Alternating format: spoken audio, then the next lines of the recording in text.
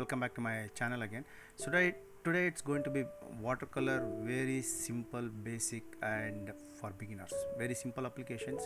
And if you have not watched yesterday I was live. Every Sunday I go live, so you can actually watch that as well.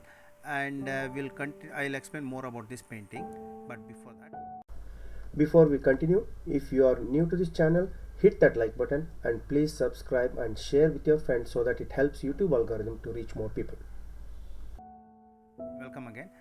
So today it's going to be, like I said, it's watercolor reflection, again reflection, because most of the time what happens is when it comes to waterfalls, reflections, different ways of painting, different ways of looking at it, how you apply layers, how you apply colors. This is actually a very beginner painting. Usually I'll mention when it is intermediate or advanced, because it might look like color application is a little bit easier, but when you try it out maybe you might feel it difficult. So based on that fact, it's just, if you follow along with this, it is just a simple application of colors.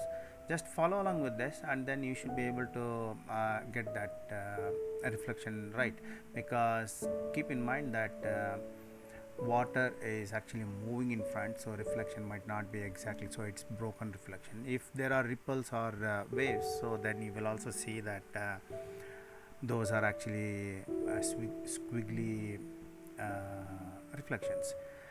And I wanted to put more birds, then after that I changed my mind. So at the end I ended up actually painting a silhouette of a lady, a person on the horse, and a little bit of reflection. So just the sort of composition, it's nothing much fancy.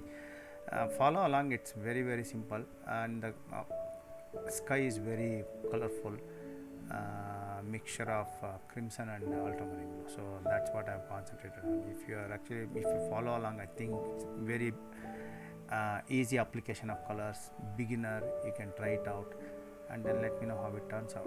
So I'll see you tomorrow again with a new video.